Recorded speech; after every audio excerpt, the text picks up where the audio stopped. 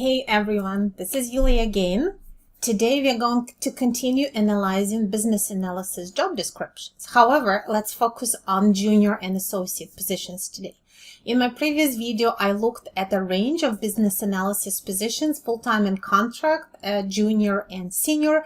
But now we're going to zoom in. What does it mean to be starting your business analysis journey? What might you be doing? What might you be required to do? What skills and knowledge are employers looking for? And so this video is mostly for those who are just pivoting to business analysis career, or maybe have only been in this or related positions for a couple of years, or perhaps as interns, and you want to continue. And just like previous time, I'm going to use real job descriptions. I won't make anything up. Last time I used LinkedIn as my source. Today I'm going to go to Indeed website, and again I'll search for jobs within Canada because this is where I'm based in.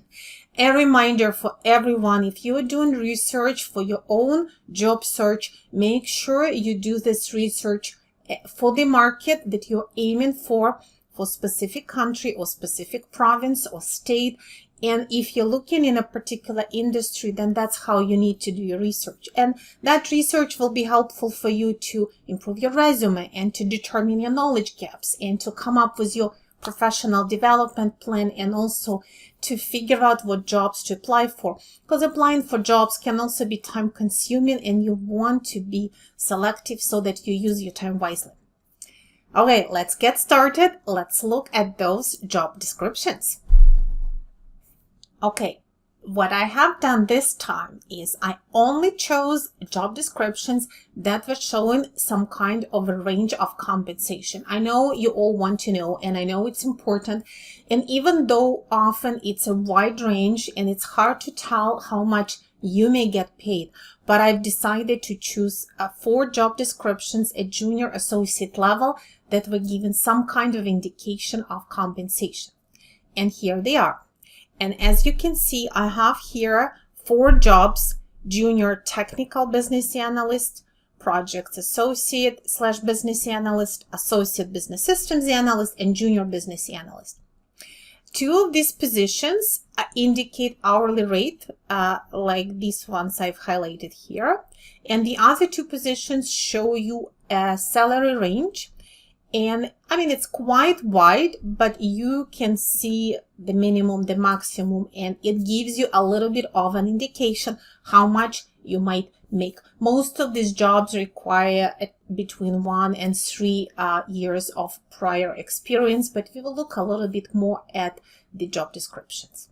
All right, if you're ready to go, we will get started. And one note before we get into individual descriptions is you will see that a lot of these junior and associate positions may be a bit of a hybrid or combined responsibilities. Often they are more related to technical support or system analysis rather than classic business analysis. And one of the reasons is that it is one of the legitimate ways into business analysis is from a technical side, from being a support or systems or technical analyst, or perhaps quality assurance analyst. In my previous videos, I talked about different ways people come to business analysis.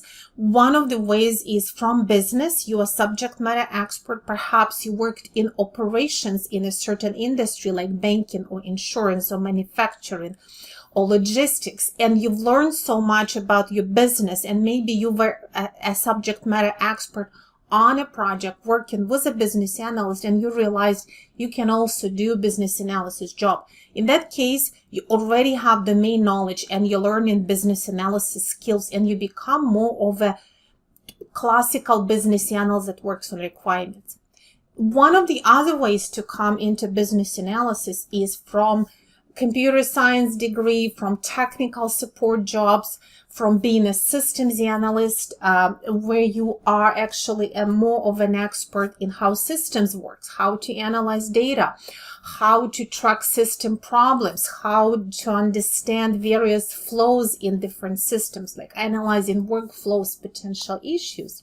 And once you do that and you learn more about systems, and at the same time you work more with clients, you then gain those skills that will help you to become a business analyst. So I'm focusing more in these job descriptions on these positions where you are either systems analyst or technical analyst or support analyst or project coordinator, and along with that you have business analysis responsibilities. Let's take a look. All right, let's get started. This time I've collected the most important segments of job responsibilities from each of these 4 job descriptions, and I've highlighted the points we want to talk about. So here is the first one, junior technical business analyst. I've highlighted a few typical things that this job requires you to do. As you can see, a lot of it has to do with production support, with support of ticketed issues, with supporting maintenance, working with users and understanding them to analyze the problems they encountered. So what this means is that there is already a system in place, the system is in production, and of course user experiences issues. And they may be submitting tickets, they may have trouble pulling the right data, they may not know how to navigate or complete their workflow the right way, and this is where they submit tickets. And often junior systems analysts start their career as analyzing and investigating those issues. So you might be creating JIRA tickets, working with developers to resolve those issues, to understand how to resolve them, to determine perhaps root cause. And at the same time, you gather requirements from your users. Now, this gathering of requirements is slightly different from, developing a new system or working on a new project. Oftentimes, it's more of a specific requirement in a way understanding what this particular user wanted to do, what was their goal, how they went about it, and where things went south, where they encountered problems with the system. So it means that it's a pretty narrow scope of requirements gathering and analysis, but it's still analysis of requirements because you may be discovering that the user misunderstands how to use a system, or you may discover that there is a defect in the system with the help of developer, or you might discover that this is a missed requirement, or this is a new use case or a new variation of a workflow that is legitimate, that is required for business purposes, but system does not support it. And in that case, this narrow scope of requirements may become a scope of a potential enhancement or system change.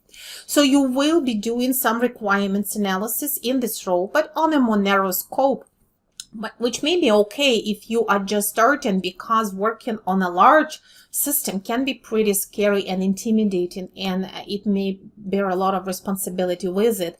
This way you are starting small, and again, the system is already designed, and it's a little bit easier when you don't have to, start by moving the mountains, and you can start small. Other things you might need to do, updating Confluence pages. So this usually means some kind of a knowledge base. Possibly it's a user manual or information about this existing system that is residing on Confluence pages, which is often used for knowledge base and for navigating like a hierarchy of knowledge articles. Updating it means you are learning how to write clearly using technical and business language, whichever is appropriate. And maybe you need to do both. Pages related to business users, or pages that business users will refer to understand how to do their job, and maybe also more system specification like pages. You're going to be supporting project leads or whoever they are with day-to-day activities. And here are some examples: pulling statistics data, creating graphs, refreshing email users. So that all has to do probably with understanding what's the status of like the scope of your tickets, how many resolved or not resolved, maybe statistics on what groups of users have more problems, what types of problems you're finding. Are you finding a lot of defects versus potential system changes, etc., etc. So a lot of it is like data analysis, but on that perhaps area of support of the system.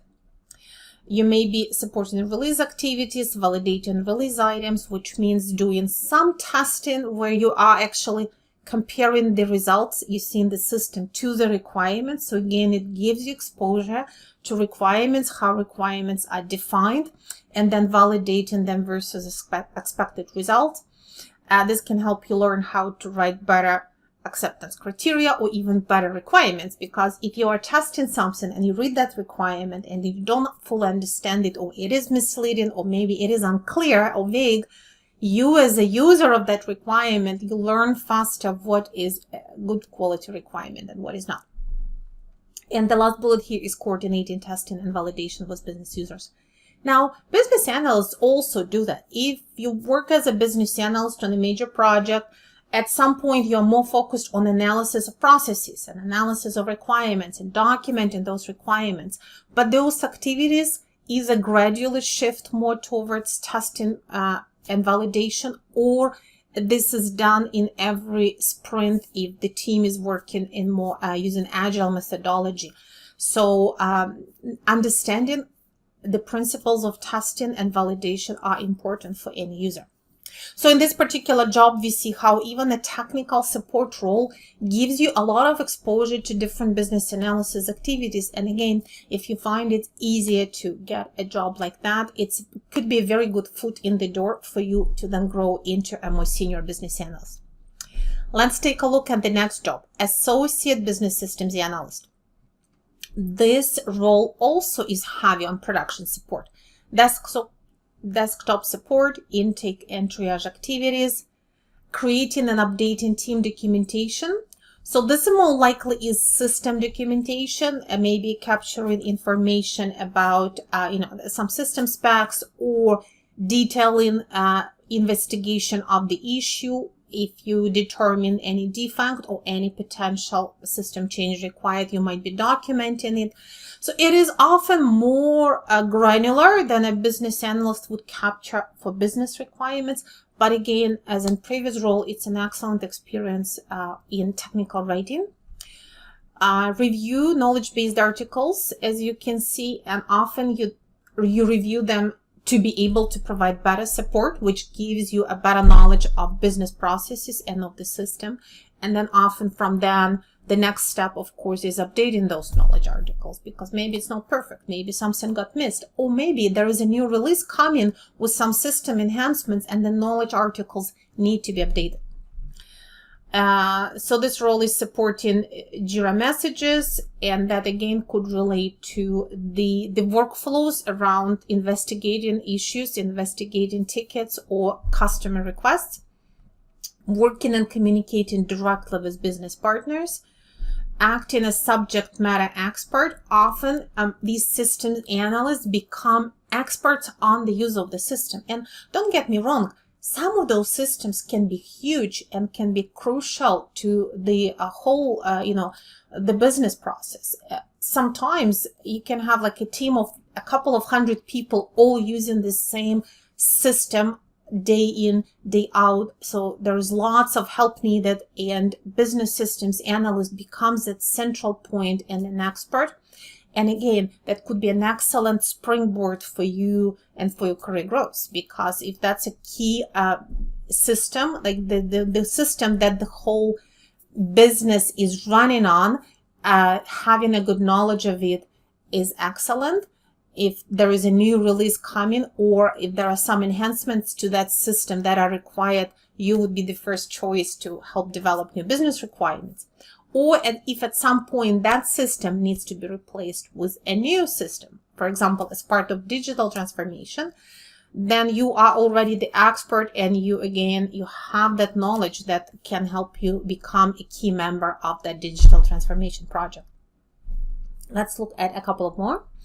Responsibilities, sharing knowledge and experience. Often that means consulting your business users, explaining to them how system works, helping them use it more efficiently, which again is excellent. You're not only reviewing issues, but you assist in identifying the solution, which is again excellent practice. And solution doesn't have to be like technical coding. Solution could be, if you define that there is a data issue, you help figure out how to clean the data. If the user isn't using the flow correctly, or maybe the sequence of steps was unclear, maybe you help update documentation to help those users use the workflow built into the system efficiently. Perhaps there is some external data that you need to bring in to help resolve this, or to explain to users what is the right choice, or what is the right selection of options in different points. So even the types of solutions that you might be helping to determine varies a lot because of the variety of issues that users can encounter. This job also is responsible for knowledge documentation. So similar themes, right? A big business system needs to have documentation. Say you're constantly hiring new people into operations and they need to learn how to use it. So they need to have good documentation. These business and systems analysts are very, very good, usually expert helping to write that knowledge documentation because they have both technical and business knowledge. Identify and implement continuous improvement opportunities could relate to using the system more efficiently, or could relate to identifying where the system needs to be enhanced. And again, it all is based on your understanding of the system, but also projecting it onto business processes and what those business people need to do using it. So what you see here is, again, even though it's more technical and support-oriented job, it may give you exposure to a large and important enterprise system, and learning that gives you that foot in the door and ability to grow as a business analyst. We'll take job number 3 now. Now, this job was more of a hybrid project associate and business analyst. So it had some responsibilities related to project coordination and some responsibilities more related to business analysis. So I selected a few of those. This one was just a little bit more senior than others, and it required a little bit more experience. But, you know, that's also reflects how you might grow. What is interesting in this job, it's not as much about support, production support or user support. A lot of it has to do with change management activity. So this is another thing I want to highlight today. Another path into business analysis can be from being involved in project coordination and change management, because it is one of the ways we enable change, and business analysis is about enabling change. So let's see what this person would do. In this job, you need to analyze the scope of change to determine impacts.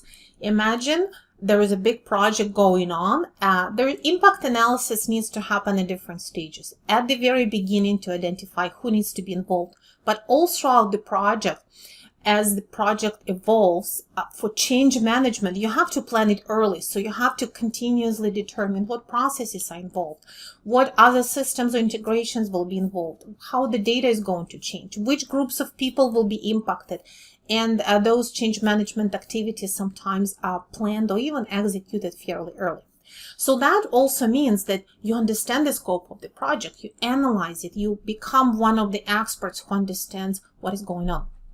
You break down problems, analyze data and information. Why would you need to analyze data information? I mean, one reason, of course, is for business requirements, so to understand different scenarios, data issues, etc. From change management perspective, you also may need to analyze data to identify who is impacted, or what systems are impacted, or where are the most impacts, where do you need to direct those activities. Organize and execute change management. What does that mean? Change management can involve communication, training, preparing presentations, doing some kind of engagement activities to prepare your employees for a new system or for changes in the system. So a lot of it has to do with organizing communication, determining the best ways to communicate, and creating the content for those communications. So again, it is closely related to how we as business analysts create a vision of the future state, or we create models, diagrams, we document and capture things in a clear way. Collaborate with stakeholders to provide business context in design, development and implementation of change, and ensure alignment between stakeholders. What that really means is that you try to make sure that everyone involved in implementing this change or this project has clear understanding of what's happening, what are the requirements, what is the solution, what is the expected result, and you help to maintain it. And again, that's business analysis role to ensure a shared understanding of requirements among all stakeholders. Develop change management solutions or make recommendations. So we already talked about it a little bit. Could be communication, training, videos, activities, etc. Build and execute communication plans. So again, you may be developing the presentation, you may be delivering the training, you may be drafting communications that will come out, say, from one of your senior executives, but usually someone has to draft it and provide in key points what is most important to deliver, and so on. Identify resistance to change, build plans to overcome it. So as you see, a lot of bullets here are all about supporting and managing change. Again, it's an excellent background. And if after that, at some point, you become more of a senior or lead analyst on a major project, understanding what can go wrong from change management and adoption perspective also makes you a stronger business analyst. And then you as a business analyst one day may work with a change management coordinator and plan this together. Okay, last job we're gonna look at today is a junior business analyst. This one was kind of a classic simple junior job. The job description wasn't overblown. It was pretty lean, and I think that also kind of is a bit of an honesty check. It truly reflects that sometimes at the junior BA, you will work a lot under supervision, you will do a lot of support activities, but that's fine. Maybe that's how you can start. So what this junior business analyst does, they identify, collect, and analyze project information. And by the way, a lot of analysis starts with research and collecting information. Someone has to do it. So if you have a project where you have senior and junior analysts, and junior analysts may do a lot of that research and then help more senior analysts to analyze it and decide how to proceed. Ensure results are received according to the plan by analyzing current business systems and processes, generating ideas. So current state analysis, again, can involve finding process documentation, analyzing process documentation, creating process maps, or looking for data, collecting and extracting data, and doing some data analysis that helps with support. It may be collecting terms for a glossary. It could be collecting appropriate artifacts like, screenshots of different reports or screenshots from a user flow, like a little bit of a current storyboard, to better understand how the process works today or how the workflow works today. A lot of that research is super useful, and it helps to make the requirement sessions more efficient. And why not the junior business analyst? That's an excellent task for them. Supporting project members in doing, whatever they need to do. That's also typical. And by the way, don't think about it as being just someone who runs for coffee. When you support senior team members, that's your opportunity to get mentoring, to ask them, why do you do this? Can you please explain to me how this would be used? Which way do you think I can do it better? What would be the right template for me to start with? So asking those questions helps you to learn from these senior project members, and also kind of shows to them how to mentor you better. Okay. The last thing I highlighted here, because it's a very typical responsibility of a junior analyst or any junior team member, is related to preparing reports, minutes, agendas, and various documentation. Again, don't look at it as just a menial job. Preparing documentation is important, and it's helpful, and it lets you learn what is most essential, what needs to be documented. It lets you practice your written communication skills and your analysis skills as well. For example, if you're asked to do minutes at the meeting, at the requirements meeting, maybe senior analyst leads it and you're doing the minutes. You're not just describing, you are analyzing all the time what is important, which points to highlight, where do they see that there was a question mark that I have to highlight as a takeaway, which points go together, or when multiple people kind of say the same thing and you don't need to say it 3 times in your meeting notes, you can collapse it into one so that your minutes are not overbloated. So you're not doing literally minute by minute scribing. Instead, you are extracting the most important points, which is part of doing analysis. So creating this documentation and helping with organizing meetings is also a very good practice for the time when you need to be the main facilitator and meeting organizer. So I hope this was helpful. Now a really quick look at various requirements and expectations of these jobs. And here I actually have aggregated, if you're not going to look at what each job individual requested, but I have aggregated and summarized some of the key requirements for these 4 jobs I've analyzed today. So as you can see here, technical or business systems analyst experience would be required perhaps for some of these support jobs. And again, maybe your job wasn't even called system analyst. It could be something different, but anytime you were supporting a system or helping to look at system problems or helping to test or even executing some testing, all of this gives you this kind of a system analyst experience. Knowledge of business analysis project delivery practices. So a lot of this theoretical knowledge you can learn from reading bodies of knowledge or books or reading appropriate articles and materials, just understanding the essence of business analysis activities, typical deliverables, how projects are managed, what are the different methodologies for delivering projects, understanding the terminology. So just having that overall understanding is important. In many support jobs or system analyst jobs, you would be expected to have some SQL experience. And you see here, don't be afraid, it's low to medium skill set. It's not that hard.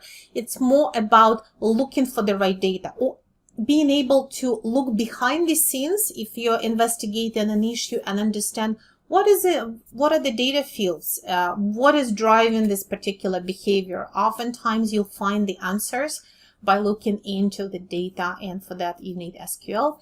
By the way, I do have a video about why you shouldn't be afraid to learn SQL, and the low to medium skill set is not hard to acquire. So don't be afraid of it and give it a try. Data analysis experience. So this could begin ranging from SQL to Excel to some business intelligence tools, analyzing, aggregating, filtering data, slicing and dicing data, putting together charts, summary tables, etc. to summarize information, which is an important part of analysis. Understanding of incident management. Some companies have informal, some companies have very formal incident management, so that's always useful to understand. Working with Jira and Confluence. So these 2 tools are often used for incident management along with requirements management. If you've never had exposure to it in the workplace, there is lots of videos and lots of materials online which may not provide you with exactly the same experience, but will give you a lot of exposure and understanding of what to expect and what these tools do. Experience with Visio or other diagramming tools. Practice doing diagrams. If you don't have access to Visio, practice. There is multiple online free tools, things like Lucidchart, where you can create a free account and just do a few diagrams at a time. Draw.io, like there's so many. Practice creating diagrams, okay? And by the way, add them to your portfolio. And I have provided a video below which also helps you to create your own portfolio. Understanding Agile Scrum methodology, or maybe you have worked in Agile environment. It doesn't have to be in an analysis capacity or analyst capacity, in any capacity, because it still gives you exposure to how methodology is used. Of course, Microsoft Office suite, knowledge of Excel, PowerPoint, like basic things like that. Some jobs require a little bit of technical support experience. Now, often you can acquire this experience as an intern or through co-op or through a summer job. It doesn't even have to be a full-time job. And then general skills, which we would always expect to see in these roles: expectation of analytical skills, customer service skills, collaboration, communication, organization, etc., etc. Now, all of these skills, again, you don't have to be an analyst to practice them and to gain them in many other jobs. Maybe you were in contact center, so you would be always acquiring those customer service skills and making them stronger. Anytime you work on any team, regardless of what was your job, work on your collaboration skills. Anytime you have to collect information, write reports, you are developing your communication skills, and so on. And finally, and I want to highlight this, desire to improve your knowledge and committed to continuous learning.